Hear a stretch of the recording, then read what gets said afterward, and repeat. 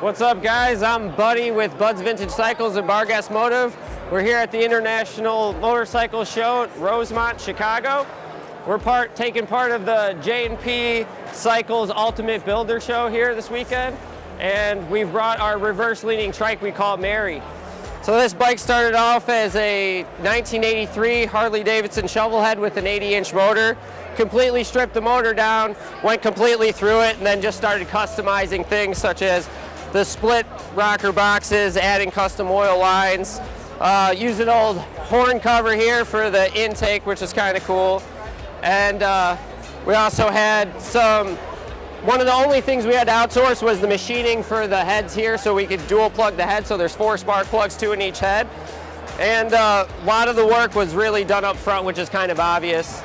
You know, up here we have what we call our reverse trike leaning mechanism. This was all handcrafted, and how we did it is we linked the lower A-arms, so you're getting positive pressure on each side. So if one side takes a bump, it pushes the other one straight to the wheel. Some of the other cool features are just the sheet metal itself and the finish. The finish was real important to us on this bike because we wanted to go with sort of like a raw theme.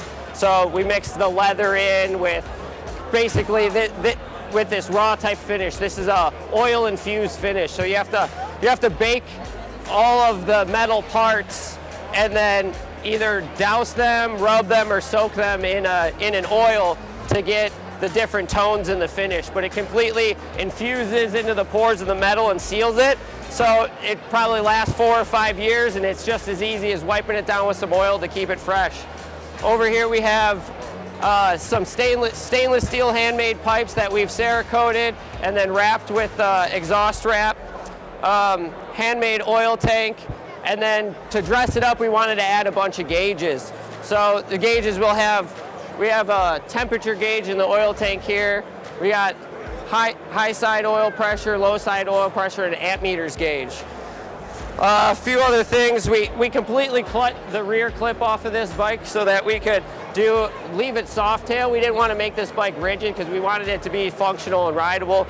I know a lot of guys will, ride their hardtails hard, but it gets rough on you after a while. So for added comfort, we added what we call a hammock seat. So this is basically some hand-tooled leather I did in the shop, and we used some exhaust springs to give a nice cushy feel, and it'll fit any rider who wants to sit on it. One nice thing about the suspension setup is you can stand the bike up and it'll self-balance itself because of how the suspension is in the front. It's putting equal pressure on either side. So we had to stretch the frame 3 inches in the rear to accommodate for the shocks, and then add obviously this extra tubing in the back here for the lower shock mounts. The rest of the chassis work was done up front. Up front here underneath the bodywork, we've got 2 1.5 gallon fuel cells, split tank, and it's where we keep our battery. Trying to think of a few other things, but other than that, everything else is pretty much self-explanatory.